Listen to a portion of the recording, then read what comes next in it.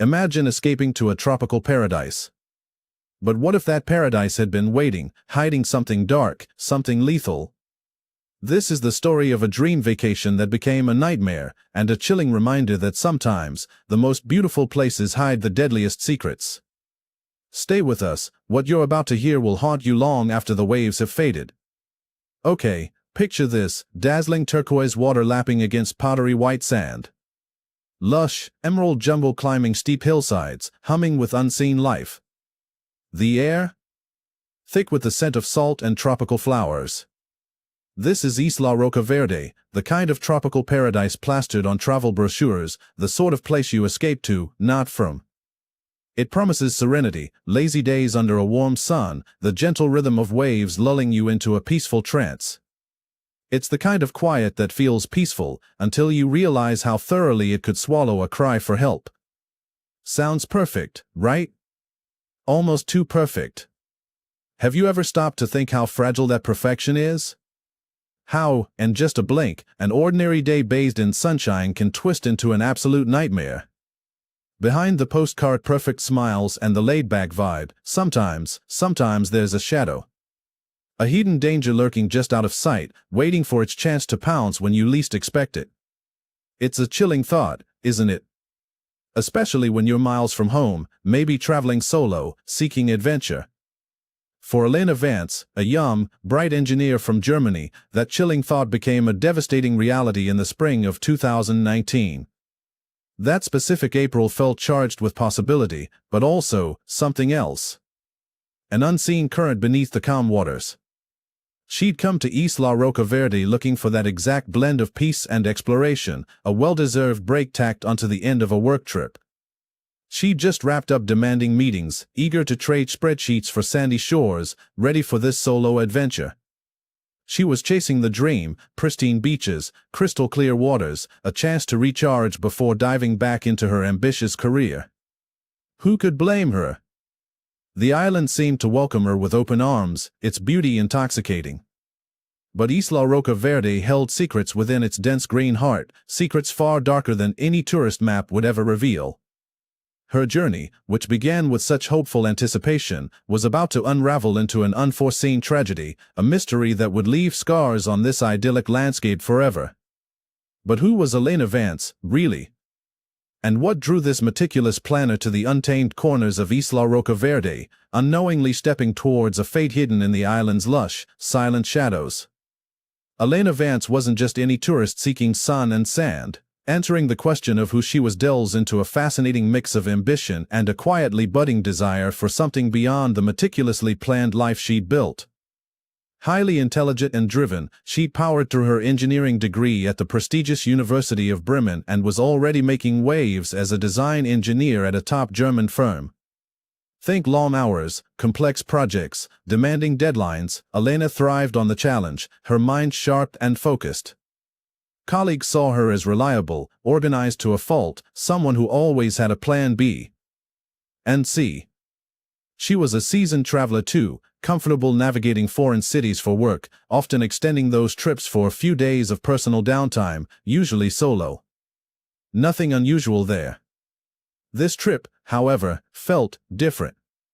After wrapping up a series of intense supplier meetings in the sprawling capital city, she'd made a brief, almost impulsive stopover in Porto Sombra, a port town known more for its gritty energy than its pristine beaches. Maybe it was a deliberate detour from her usual polished itinerary? From there, the real prize awaited, Isla Roca Verde. Her team had flown home, leaving Elena to finally indulge her long-held dream of experiencing this remote island gem on her own terms. This wasn't just about recharging, it felt more like a quest. Friends would later emphasize her cautious nature, how she rarely took unnecessary risks.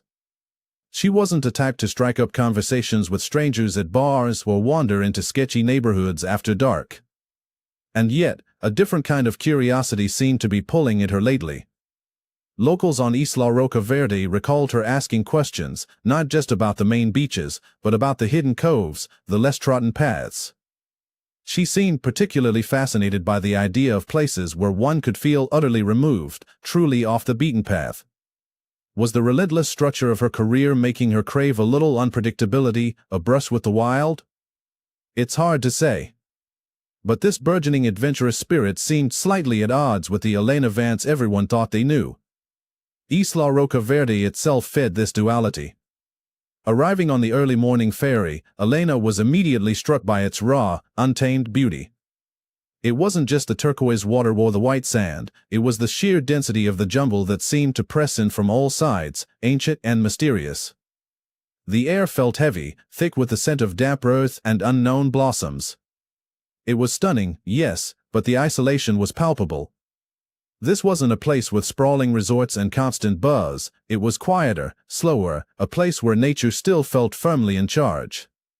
Staying true to her organized self, Elena rented a motorbike almost the second she stepped off the ferry, strapping her small backpack securely. She had a route planned, destinations marked.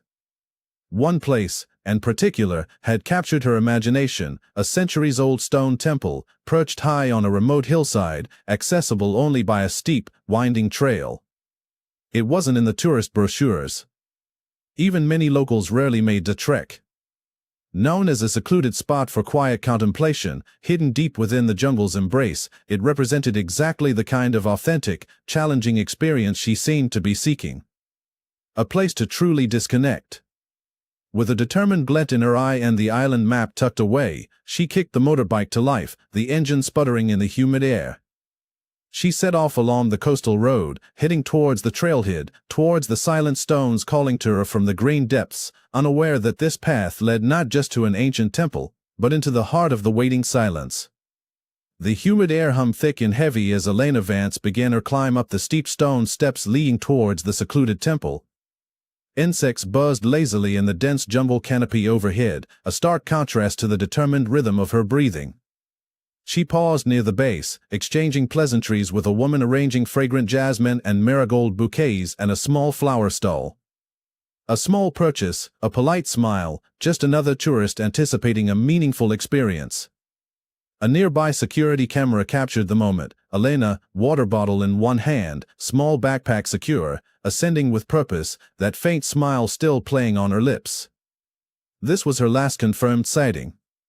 A moment frozen in time before the tropical tranquility shattered. Hours crawled by under the relentless sun. Midday heat gave way to the softer light of late afternoon. Down at the trailhead, the flower vendor packed up her remaining blooms, glancing occasionally at the lone motorbike still parked exactly where Elena had left it. Strange. Most visitors to the temple didn't linger this long, it wasn't an extensive sight.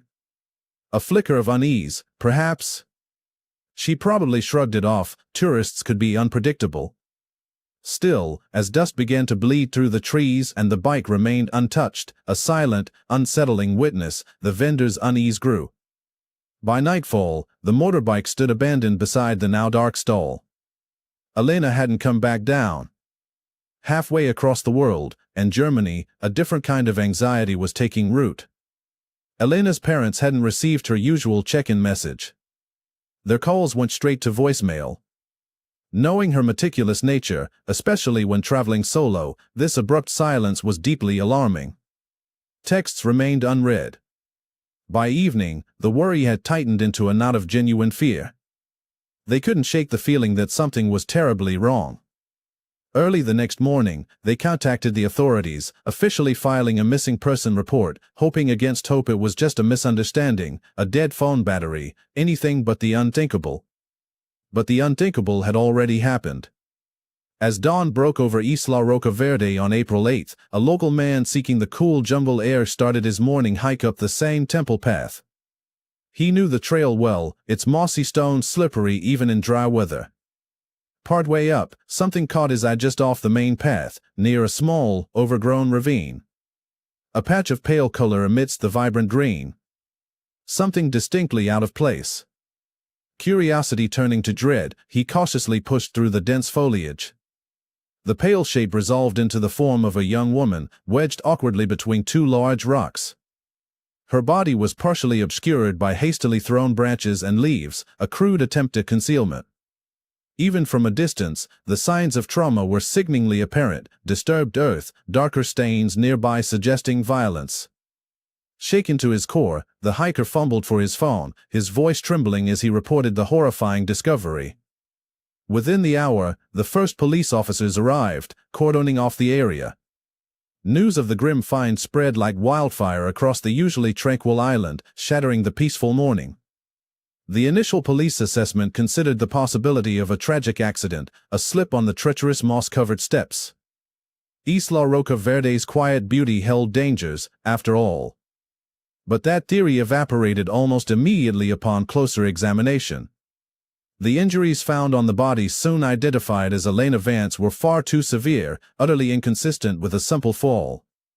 Bruises and cuts marked her face and head, the evidence screamed of brutal physical aggression. More distressingly, investigators found clear indications that she had been assaulted before her death, adding another layer of horror to the Isla Roca Verde crime. This wasn't a tragic fall. This wasn't just a missing person case gone wrong. This was violence. An assault. A murder. The Paradise Island now had a predator loose in its midst, and the race was on to find him before he disappeared back into the shadows that concealed him. With the horrifying truth laid bare, this was no accident, but a brutal murder. The Isla Roca Verde police investigation kicked into high gear. The initial shock that had rippled across the island began to solidify into a grim determination to find who was responsible for shattering their peace and stealing Elena Vance's life. Resources were limited on the relatively small island, but every available officer was assigned to the case. The crime scene itself, high on the humid jumble trail, offered its own silent testimony, but investigators knew the real keys likely lay elsewhere. Their first major focus became the surveillance footage from the camera position near the base of the temple path. Hours were spent poring over the grainy images. There was Elena, just as the flower vendor had described, beginning her determined climb, a picture of calm anticipation. Then, just minutes after she disappeared around a bend in the path, another figure entered the frame. A man, dressed in dark clothing, walking with a strange sort of purpose, following the same route. The timing was chilling. Even more damning was the footage captured later, the same man returning down the path alone. His clothes appeared visibly dirty now, damp patches clinging to the fabric, faint light-colored stains visible even on the low-resolution video. He seemed agitated, glancing around before hurrying away. What had happened during the time he was out of frame? The testimony of the flower vendor became absolutely critical. Initially just a concerned local who noticed the abandoned motorbike, her sharp eyes and quick thinking provided the police investigation with its most concrete lead. She recounted seeing the man arrive on his own motorbike shortly after Elena had begun her ascent. She remembered him purchasing a small bouquet of marigolds, an odd gesture, perhaps, intended as some sort of disarming prop. He hadn't lingered, heading straight up the trail after the young German tourist. But it was his return that had truly unnerved the vendor. He looked wrong. Nervous energy radiated off him, his eyes darting back and forth. When she casually asked if everything was okay, he'd muttered something about slipping on the path, an excuse that felt flimsy and false given his demeanor. Trusting her gut feeling that something was off, the vendor had discreetly jotted down his motorbike license plate number on a scrap of paper. A simple act, born of unease, that would prove invaluable. That license plate clue was pure gold. Connecting the surveillance footage, the vendor's witness testimony, and that crucial license plate number didn't take long. The motorbike was registered to a Mateo Cruz, a 24-year-old local resident. Suddenly, the faceless shadow had a name. Investigators quickly started digging into Mateo Cruz's background. He lived alone in a rundown shack on the island's less developed outskirts, scraping by with occasional work as a beach cleaner. Most locals described him simply as a recluse, someone who kept to himself, maybe a bit eccentric, unwelcoming even. But as police spoke to more people, a darker picture began to emerge. Hints of a troubled past, struggles with alcohol and likely other substances. Whispers of erratic behavior, sudden flashes of unsettling aggression witnessed by those few who knew him slightly better. Some claimed to have seen him wandering the island aimlessly at odd hours, looking lost or maybe searching. The suspect background painted a portrait of an isolated, potentially volatile individual simmering beneath the surface. When officers arrived at Mateo's dilapidated house, he was nowhere to be found. The place felt empty, stale air thick with the smell of cheap alcohol, empty bottles cluttering a small table providing mute evidence of his lifestyle. Had he fled? Did he know they were coming? The manhunt officially began, spreading quickly across the close-knit island community. Where could Mateo Cruz hide? On an island, there are only so many places to run. The net was closing in. The description matched. The license plate was undeniable. But finding him was only the beginning.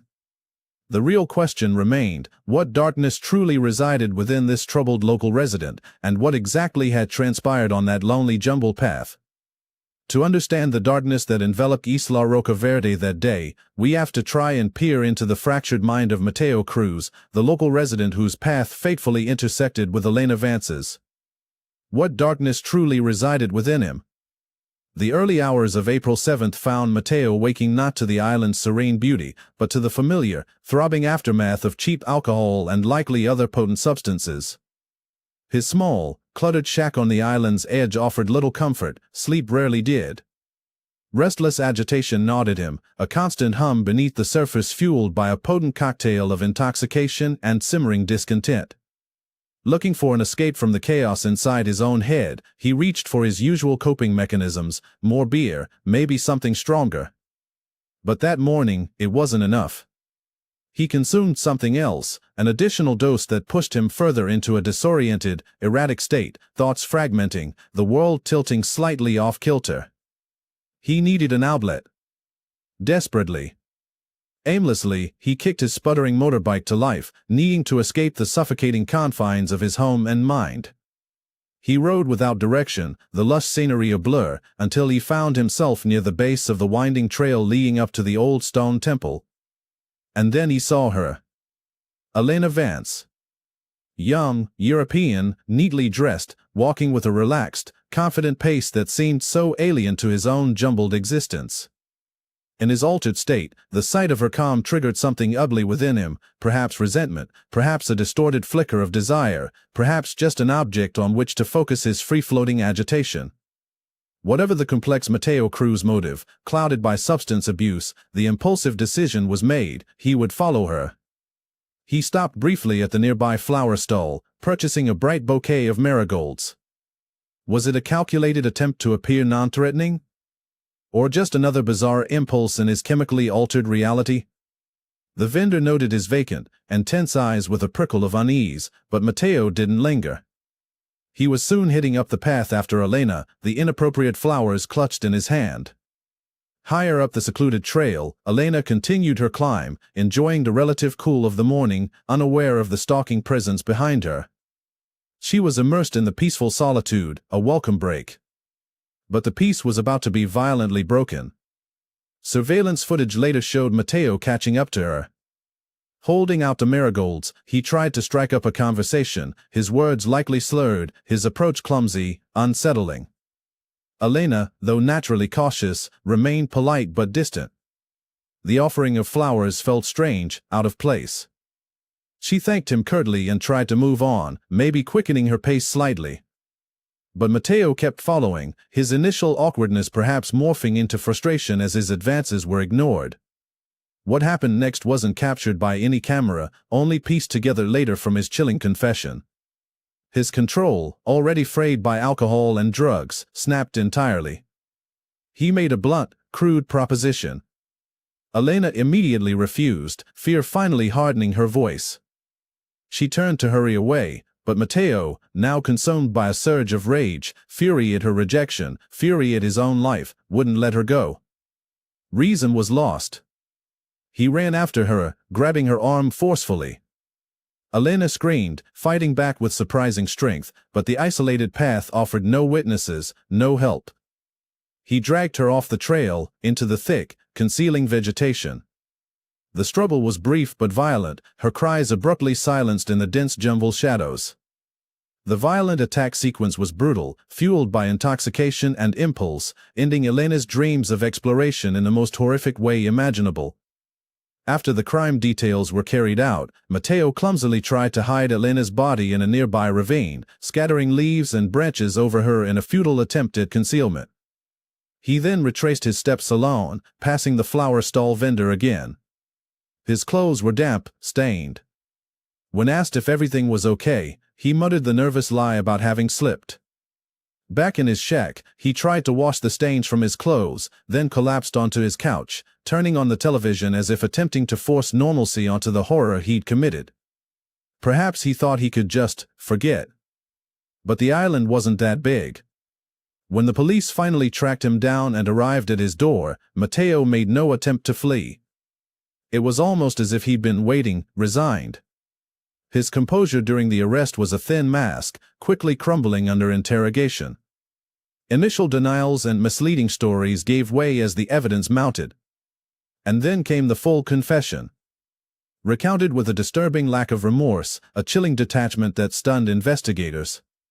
He laid out the crime details, step by step, like describing someone else's actions. There were no tears, no apologies, just the cold, hard facts of his monstrous act. Later, a grim crime reenactment would force him to physically walk through the horrifying sequence of events at the scene, confirming the nightmare he had unleashed. The confession hung heavy in the air, a cold, stark account of a paradise violated. With the truth revealed in all its ugliness, the island, and the world watching, braced for the wheels of justice to turn. With Mateo Cruz's chilling confession secured, echoing the horrifying crime details, the case moved with startling speed towards trial. The brutal murder of Elena Vance had sent shockwaves far beyond the shores of Isla Roca Verde, capturing international media attention and putting immense pressure on the local justice system. This wasn't just about securing a conviction, it was about restoring faith, demonstrating that such violence would not be tolerated, and attempting to reassure the world that paradise wasn't permanently lost. The courtroom buzzed with tension, packed with journalists scribbling furiously and locals watching with grim fascination. Every development was scrutinized, every piece of evidence weighed under the harsh glare of public interest. The prosecution laid out its case methodically. The key evidence was damning and undeniable, the grainy surveillance footage tracking Elena's hopeful ascent and Mateo's shadowy pursuit, the clear, unwavering witness testimony of the flower vendor whose intuition and quick thinking provided the crucial license plate clue, and, of course, Mateo Cruz's own detailed confession, stripped bare of any justification or remorse. Presented together, they painted an inescapable picture of calculated stalking culminating in a savage, impulsive attack. Throughout the proceedings, Mateo himself remained a disturbing enigma. He sat impassive, showing no flicker of emotion as the horrific crime details were recounted. No apology was offered, no explanation given. His chilling detachment was perhaps more unsettling than any outburst could have been, a void where human feeling should have resided.